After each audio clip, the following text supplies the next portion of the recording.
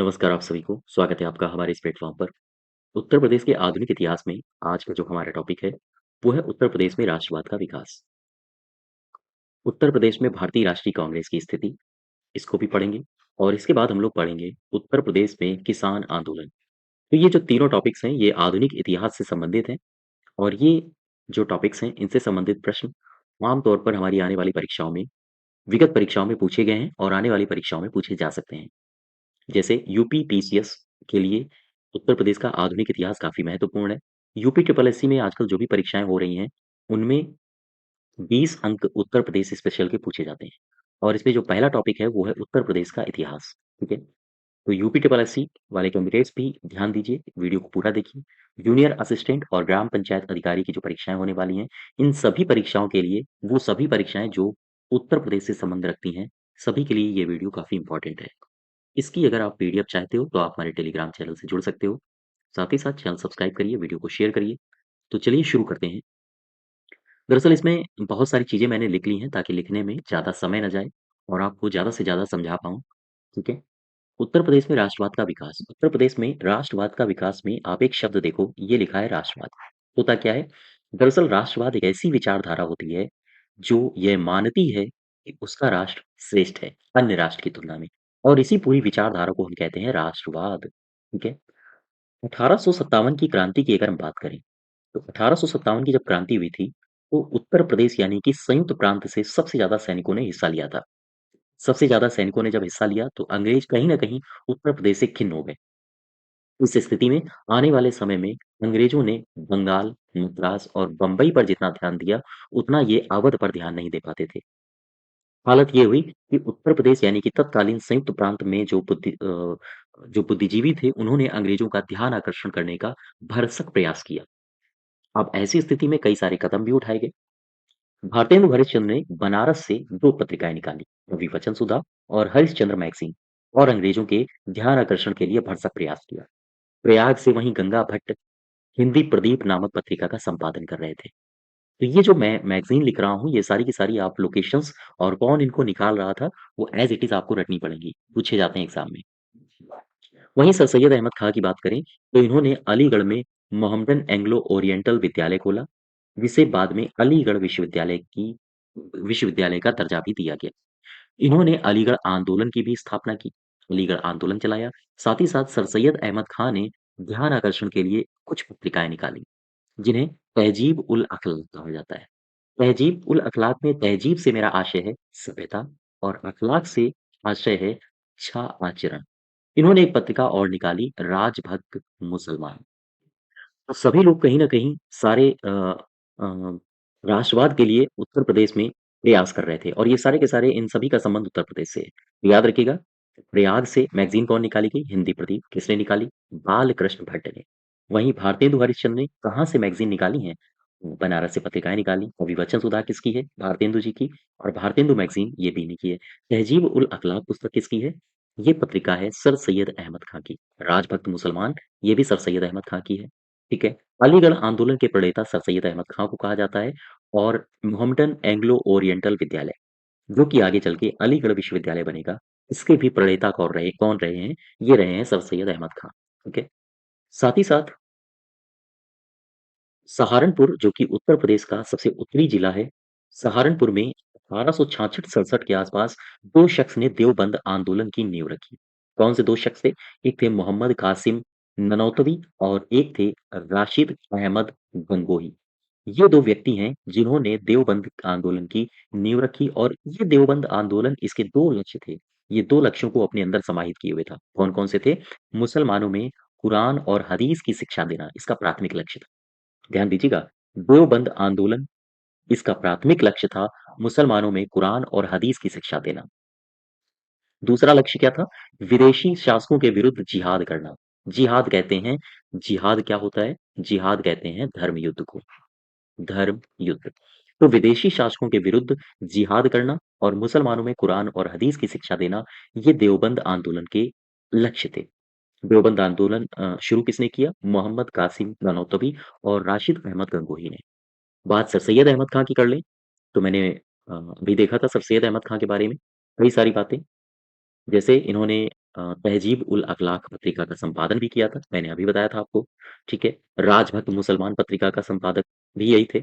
Mohammedan Anglo oriental विद्यालय की स्थापना की, जो कि आगे चल के अलीगढ़ विश्वविद्यालय बना।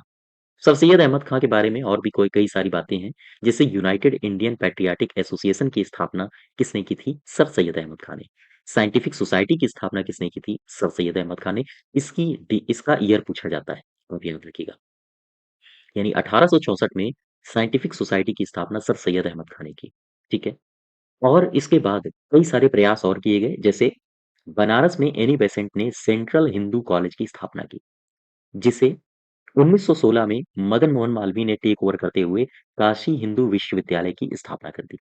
और जब इन्होंने स्थापना की तो उद्घाटन किया था हार्डिंग द्वितीय ने। वहीं राजस्थान से सटा हुआ एक जिला आगरा, यहाँ पर भी कुछ हरकतें हो रही थी। राधा स्वामी सत्संग ब्यास की स्थापना 1861 में ये की थी शिव दयाल साहब ने, और हुई थी आगरा में। तो याद रखिए, ये दोनों घटनाएं आपको याद रखनी है, चूंकि उत्तर प्रदेश से संबंधित है। और ये 1800 1900 यानी 19वीं सदी के आसपास की घटनाएं हैं, इसलिए आपको याद रखनी है, ठीक है। तो याद रखिएगा, सेंट्रल हिंदू कॉलेज का संबंध एनी बेसेंट से है, लेकिन वहीं अगर काशी हिंदू विश्वविद्यालय बन जाता है तो इसका संबंध मदन मोहन मालवीय से लगाया जाता है। इसका उद्घाटन करने के लिए कौन आया था? Harding second. राधा स्वामी सत्संग की स्थापना 1861 में हुई, शिव दयाल साहब ने आगरा में की थी, ठीक है। और कई सारी घटनाएं हो रही थी राष्ट्रवाद को लेके उत्तर प्रदेश में। जैसे मैं अगर बात करूं, ये वाला जो आप क्षेत्र देख रहे हो, ये वाला एरिया, ये एरिया प्रयागराज कहलाता है, ठीक है। तो प्रयागराज में उत्तर प्रदेश कांग्रेस समिति का पहला राज्य स्तरीय सम्मेलन हुआ। याद रखिएगा, ये एग्जाम में पूछा गया है। उत्तर प्रदेश कांग्रेस समिति का पहला राज्य स्तरीय सम्मेलन कहाँ हुआ? प्रयागराज में। कब हुआ? 1907 में। कौन किसने अध्यक्षता की? आंसर होगा मोतीलाल नेहरू, ठीक है। और प्रयागराज में साथ ही साथ 1914 की बात है, जब सेवा समिति की स्थापना करी थी हृदयनाथ कुंजरू ने, चिन कुंजरू, ठीक है। 1914 में सेवा समिति की स्थापना कब की गई? 1914 में। किसने की? हृदयनाथ कुंजरू ने। और कहाँ की? ये की प्रयागराज में। और साथ ही साथ ये वाला जो आप क्षेत्र देख रहे हो, ये वाला एरिया लंबा सा, इस एरिया को कहा जाता है, जो कि राजस्थान से सटा हुआ है, इस एरिया को कहा जाता है आगरा, ठीक। आगरा में उत्तर प्रदेश कांग्रेस समिति का दूसरा सम्मेलन हुआ, ध्यान दीजिए। पहला कहाँ हुआ था? प्रयागराज में। फिर दूसरा हुआ, इसके जब आप पश्चिम में जाओगे, आगरा में 1909 में हुआ, और इसके भी अध्यक्ष कौन थे? मोतीलाल नेहरू। पहले वाले के भी अध्यक्ष थे मोतीलाल नेहरू, और दूसरे वाले के भी अध्यक्ष थे मोतीलाल नेहरू। अच्छा, फिर इसके बाद समय और व्यतीत हुआ धीरे धीरे। मुरादाबाद में उत्तर प्रदेश कांग्रेस प्रांतीय सम्मेलन हुआ, जिसके अध्यक्ष बने भगवान दास। इस मुरादाबाद में जो सम्मेलन हुआ था, इसकी खास बात यह है कि महात्मा गांधी के असहयोग आंदोलन को इसमें स्वीकार किया गया था, ठीक है। ये जो क्षेत्र आप देख रहे हो, ये है मुरादाबाद। मुरादाबाद, क्लियर बात। तो महात्मा गांधी के असहयोग आंदोलन को स्वीकार किया गया था किस? उत्तर प्रदेश के उत्तर प्रदेश कांग्रेस के प्रांतीय सम्मेलन में। आंसर होगा मुरादाबाद में, ठीक है। अब मैं देख लेता हूँ भारतीय राष्ट्रीय कांग्रेस की स्थिति उत्तर प्रदेश में क्या थी। भारतीय राष्ट्रीय कांग्रेस की स्थापना 1885 में हुई थी। ये क्यों हुई इसकी स्थापना? इसका पहला अधिवेशन कहाँ हुआ? इन सबसे हमें कोई मतलब नहीं है। मैं उत्तर प्रदेश की स्थिति के संदर्भ में यहाँ पर आपसे सारी की सारी बातें चर्चा करूँगा, ठीक है। 1885 से लेकर 1947 तक उत्तर प्रदेश में जो कांग्रेस के अधिवेशन हुए हैं, उनकी जो टोटल संख्या है वो है 9। याद रखिएगा, 1885 में कांग्रेस की स्थापना हुई थी। 1947 में देश आज़ाद हो गया था। हालाँकि अधिवेशन और भी कई सारे बाद में हुए हैं, लेकिन हम 1947 तक की ही बात करेंगे, क्योंकि एग्ज़ाम में यहीं तक कवर किया जाता है। 1947 से लेकर 1885 तक उत्तर प्रदेश में जो भी अधिवेशन हुए हैं, उनकी टोटल संख्या है 9, और ये हमारी परीक्षाओं में पूछे जाते हैं। कहाँ-कहाँ हुए, कौन-कौन अध्यक्ष था, और उनसे संबंधित कुछ महत्वपूर्ण बातें क्या-क्या घटी, ठीक है? चलिए शुरू करते हैं 1888 से। जो पहला अधिवेशन हुआ उत्तर प्रदेश में, जिसके जॉर्ज यूले अध्यक्ष थे। 1888 में कहाँ हुआ? तो ये जो आप क्षेत्र देख रहे हो, ये वाला एरिया, ये अभी मैंने आपको बताया था कौन-सा एरिया है, जो कि हाँ, जो कि चित्रकूट के ठीक बगल में है। और आप देख पाओगे इधर ये रहा मिर्ज़ापुर, मिर्ज़ापुर के बगल में है, ये है प्रयागराज, ठीक है? तो ये जो अध्यक्षता हुई थी, इंडियन नेशनल कांग्रेस की बैठक हुई थी 1888 में, वो प्रयागराज में हुई थी। अध्यक्ष कौन थे? George Yule. जॉर्ज यूले से आप एक बात याद रखो, ये जो बंदा था जॉर्ज यूले, ये पहली बार किसी अंग्रेज ने अध्यक्षता की थी। यानी पहली बार कोई अंग्रेज अध्यक्ष बना था भारतीय राष्ट्रीय कांग्रेस का वो कहाँ बना था? प्रयागराज में। कब बना था? 1888 में। ठीक है। फिर इसके बाद 4 साल बाद प्रयागराज में फिर बैठक हुई। लिहाजा अध्यक्ष बनाए गए व्योमेश चंद्र बनर्जी, डब्ल्यूसी बनर्जी। इस अधिवेशन की एक खास बात ये थी कि इसमें मुद्रा नीति में सुधार की मांग की गई। ठीक है। इसके बाद 1910 में बैठक होती है। विलियम वेडर बर्न को इसका अध्यक्ष बनाया जाता है और इसमें सभी लोगों ने मांग की थी कि सभी जितने भी प्रेस एक्ट हैं और देशद्रोही सभा अधिनियम उसे वापस लिया जाए। ठीक है। तो 1910 में अधिवेशन कहाँ हुआ? इलाहाबाद में। 1892 में अधिवेशन कहाँ हुआ? इलाहाबाद में। और 1888 में अधिवेशन कहाँ हुआ? इलाहाबाद में। इन तीनों के अध्यक्ष नाम याद रखिए। 1888 में जो अध्यक्ष बने थे वो थे जॉर्ज यूले। 1892 में व्योमेश चंद्र बनर्जी थे इसके अध्यक्ष और 1910 में इसके अध्यक्ष थे विलियम वेटरबर्न। ठीक है। अब स्थिति थोड़ी सी और बदलती है उत्तर प्रदेश की। उत्तर प्रदेश का ये शहर आपको दिख रहा होगा, ये वाला एरिया, ये है उत्तर प्रदेश का हृदय, यानी कि नजाकत नफासत का शहर, अदब का शहर, इसे कहा जाता है लखनऊ। ठीक है। मुस्कुराइए, आप लखनऊ में हैं, जगह जगह लिखा होता है। लखनऊ में उत्तर प्रदेश भारतीय राष्ट्रीय कांग्रेस यानी कि इंडियन नेशनल कांग्रेस के अधिवेशन हुए। 3 अधिवेशन इलाहाबाद में हुए, तो 3 अधिवेशन लखनऊ में हुए। 1899 में आरसी दत्त इसके अध्यक्ष थे और इस समय जो लखनऊ में अधिवेशन हुआ 1899 में, जिसके अध्यक्ष आरसी दत्त थे, कांग्रेस के संविधान को इस अधिवेशन में जगह दी गई, यानी स्वीकार लिया गया। लिहाजा 1916 में फिर नेक्स्ट अधिवेशन हुआ लखनऊ में। तो इसके जो अध्यक्ष बनाए गए थे, उनका नाम था ए.सी. मजूमदार।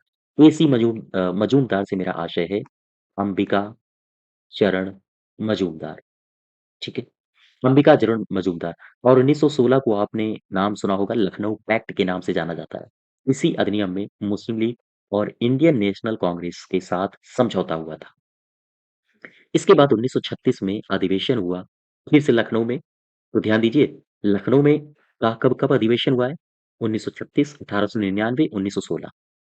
ठीक है। याद रहेगा। 1899, 1916 और 1936। 1936 में जब इसका अधिवेशन हुआ लखनऊ में, तो इसके अध्यक्ष बनाए गए जवाहरलाल नेहरू।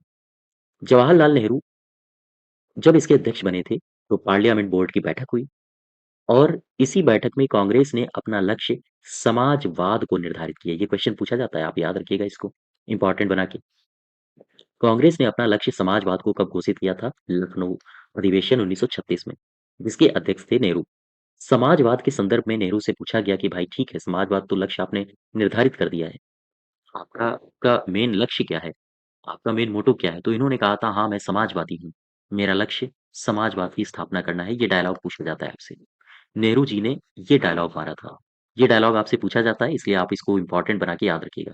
पूछ लिया जाएगा कि किसने कहा था कि मैं समाजवादी हूँ और मेरा लक्ष्य है समाजवाद की स्थापना करना।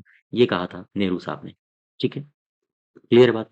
देखो, नेक्स्ट अधिवेशन हुए हैं 3, मैं 6 बता चुका हूँ आपको, टोटल 9 अधिवेशन उत्तर प्रदेश में हुए थे कांग्रेस के। 3 अधिवेशन और देखते हैं।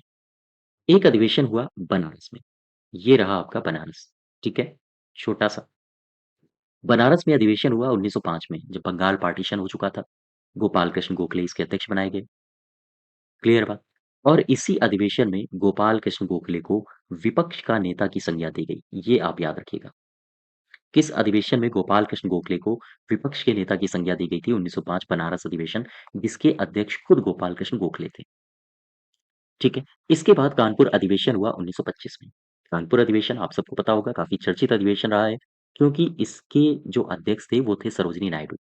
सरोजिनी नायडू कांग्रेस की पहली महिला अध्यक्ष थी और पहली बार जो अध्यक्षता की थी, वो की थी सरोजिनी नायडू ने कानपुर अधिवेशन में। ठीक है। और इस अधिवेशन में हुआ क्या-क्या, जैसे हिंदी को राष्ट्रभाषा के रूप में इस्तेमाल करने पर सहमति हुई और पूर्ण स्वराज का प्रस्ताव पेश हुआ। लेकिन ये पास नहीं हो सका था। ये पेश किया किसने? आंसर होगा हज़रत मोहानी ने। याद रहे, पूर्ण स्वराज का प्रस्ताव कब पेश हुआ? किस अधिवेशन में? कानपुर अधिवेशन में। और इसने पेश किया हज़रत मोहानी ने, लेकिन क्या पास हुआ? नहीं, पास नहीं हो सका। ठीक है। अब मैं बात करता हूँ कुछ किसान आंदोलन की। क्लियर बात? तो ये हमारे भारतीय राष्ट्रीय कांग्रेस के कुछ अधिवेशन थे, जो कि मैंने अभी आपको बताए थे। भारतीय राष्ट्रीय कांग्रेस के सारे अधिवेशन आपने देखे। इंडियन नेशनल कांग्रेस, हाँ। टोटल अधिवेशन थे 9, जिसमें से 3 आपने यहाँ पर देखे, 3 हुए प्रयागराज में और 3 हुए लखनऊ में, ठीक है? और बाकी 3 यहाँ पर हुए। तो ध्यान रखिएगा, लखनऊ में कितने अधिवेशन हुए हैं? 3। प्रयागराज में कितने अधिवेशन हुए हैं? 3। और बाकी 3, एक बनारस में, एक मेरठ में और एक हुआ है कानपुर में, ठीक है? तो ये 3, 3, 6 और 3, 9 अधिवेशन आपको याद रखने हैं। अब मैं जा रहा हूँ किसान आंदोलन की तरफ। दरअसल अवध और आगरा क्षेत्र में किसानों का जबरदस्त तरीके से शोषण हो रहा था और ये बहुत पहले से ही हो रहा था। आपने कई सारी व्यवस्थाओं के नाम सुने होंगे, रैयतवाड़ी व्यवस्था, मालवाड़ी व्यवस्था, जमींदारी व्यवस्था, है ना? इस्तमरारी व्यवस्था, कई सारी व्यवस्थाओं के नाम सुने होंगे। तो आदि अनादिकाल से हमारे यहाँ अंग्रेजों ने किसानों का बहुत ज़्यादा शोषण किया था और जब अंग्रेज शोषण कर रहे थे तो अंग्रेज अंडर में जमींदार आते थे, वो जमींदार भी शोषण कर रहे थे। ऐसी स्थिति में बात 1920 के आसपास की है। ये 1920, ये एग्जैक्ट डेट ईयर आप मत याद रखिए, इसी के आसपास की मैं बात कर रहा हूँ, ठीक है? 1920 के आसपास खेती लगभग बर्बाद हो गई थी मानसून के चलते। खेती बर्बाद हो गई थी तो किसानों के पास लगान देने के लिए बहुत ज़्यादा पैसा, धन संपदा नहीं थी। लेकिन जमींदारों को एक निश्चित रकम वसूलने का आदेश था।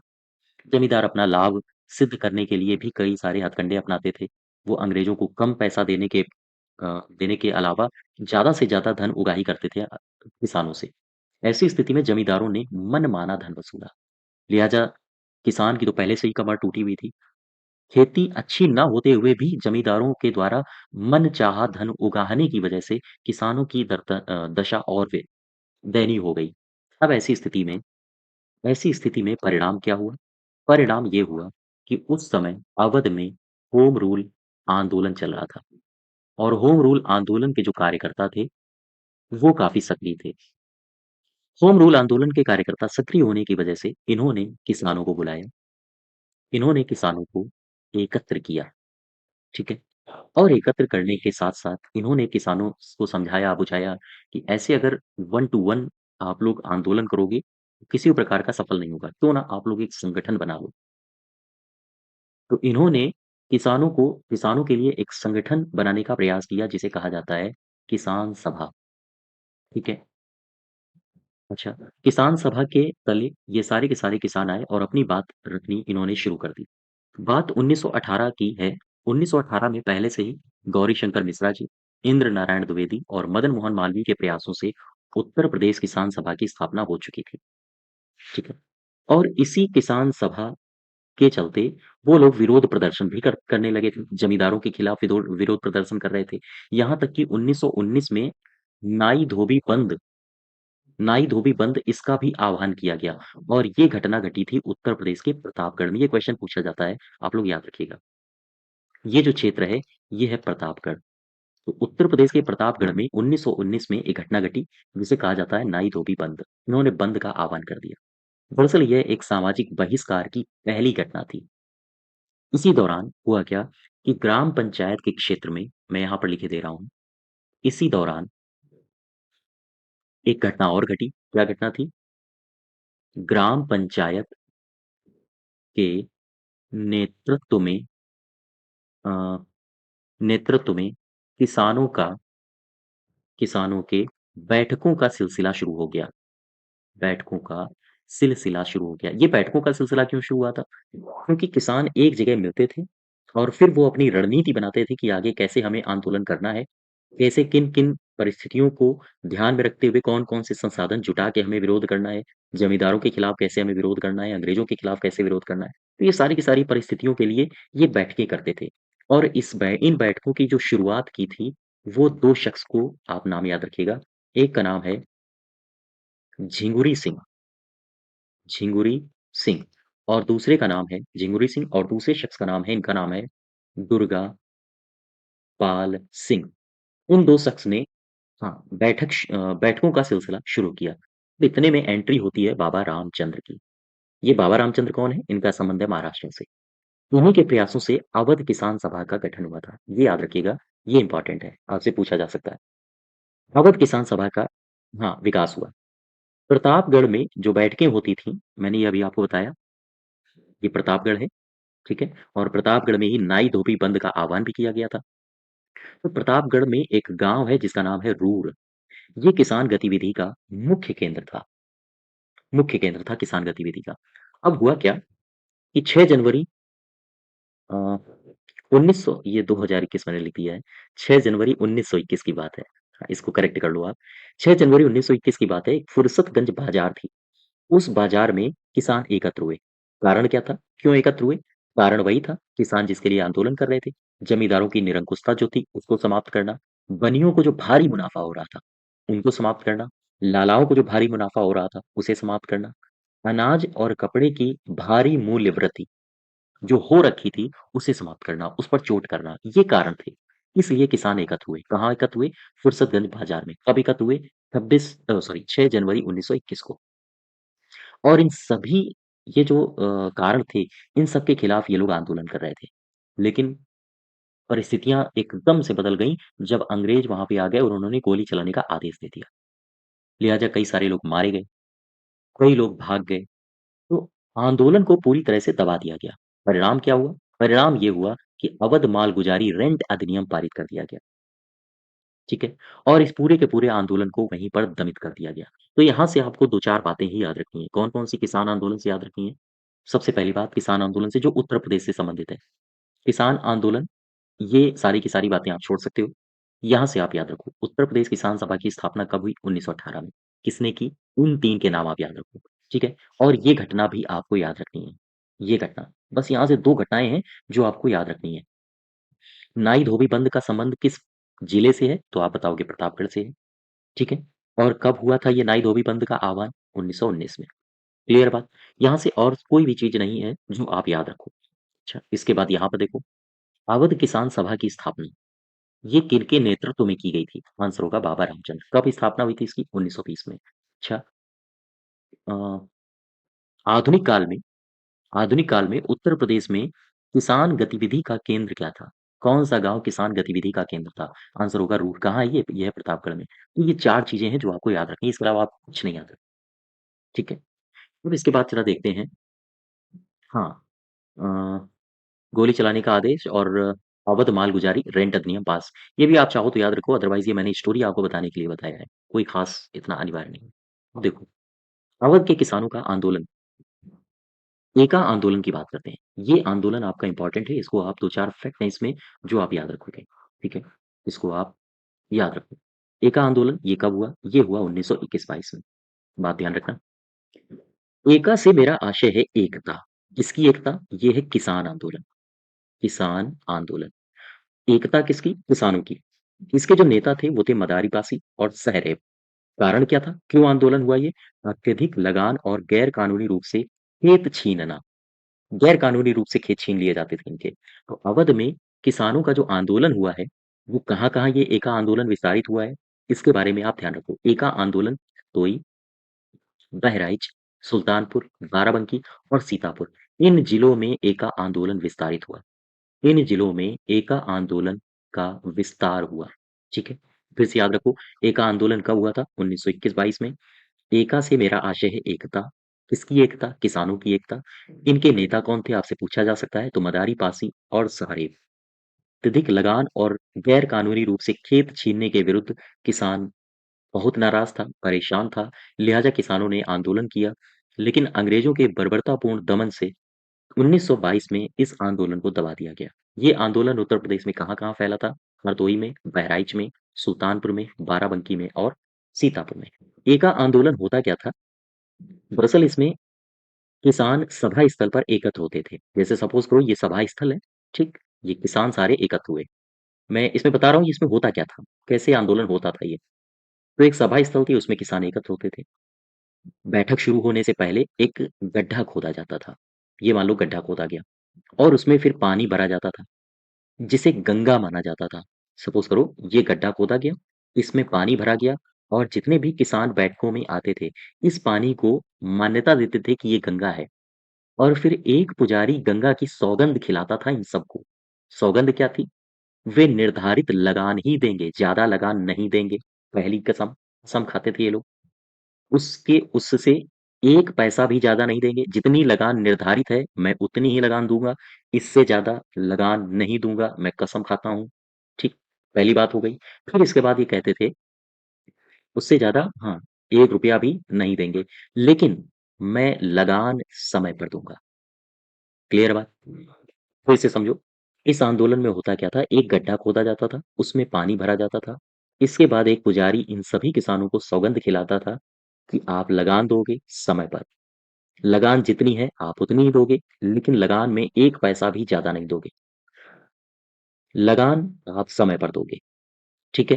तो ये सारी कस्में एका आंदोलन में खिलाई जाती थी। अच्छा, तो ये एका आंदोलन है, इसमें आप 2-4 बातें ही याद रखोगे, कौन-कौन सी? कब शुरू हुआ? नेता कौन था? और ये उत्तर प्रदेश में किन-किन क्षेत्रों में फैला है? बस इतनी बात, इसके अलावा कुछ नहीं। अच्छा, अब देखते हैं ज़रा अ, अखिल भारतीय किसान कांग्रेस की स्थापना। अखिल भारतीय किसान कांग्रेस की स्थापना, इसको आप याद रखो। ये जो क्षेत्र आपको दिख रहा है, ये वाला क्षेत्र, ये वाला एरिया, ये है लखनऊ, ठीक है? ये है लखनऊ और इसी लखनऊ में 1936 में अखिल भारतीय किसान कांग्रेस की स्थापना की गई। आगे चल के इसका नाम बदला गया, नाम बदल के इसका नाम अखिल भारतीय किसान सभा हो गया। यहाँ से आप 2-3 प्रश्न याद रखो, अखिल भारतीय किसान सभा की स्थापना कब हुई? 1936। कहाँ हुई? लखनऊ। और इसका अध्यक्ष कौन था? सहजानंद सरस्वती। और इसके महासचिव कौन थे? महासचिव थे एन.जी. रंगा, ठीक है? तो ये फैक्चुअल डेटा हैं जो परिवर्तित नहीं होते हैं कभी, आपको एज़ इट इज़ याद करना ही पड़ेगा, ठीक है? तो ये हमारा हाँ, उत्तर प्रदेश के आधुनिक इतिहास से संबंधित कुछ टॉपिक्स थे जो हमने इंडियन नेशनल कांग्रेस के बारे में चर्चा किया, जो कि उत्तर प्रदेश से संबंधित घटनाएँ थीं। उत्तर प्रदेश में किसान आंदोलन की बात करी और उत्तर प्रदेश में राष्ट्रीय आंदोलन की बात की, ठीक है? इसकी अगर आपको पीडीएफ चाहिए तो आप हमारे टेलीग्राम चैनल से जुड़ सकते हैं। साथ ही साथ चैनल सब्सक्राइब करिए, वीडियो शेयर करिए। धन्यवाद।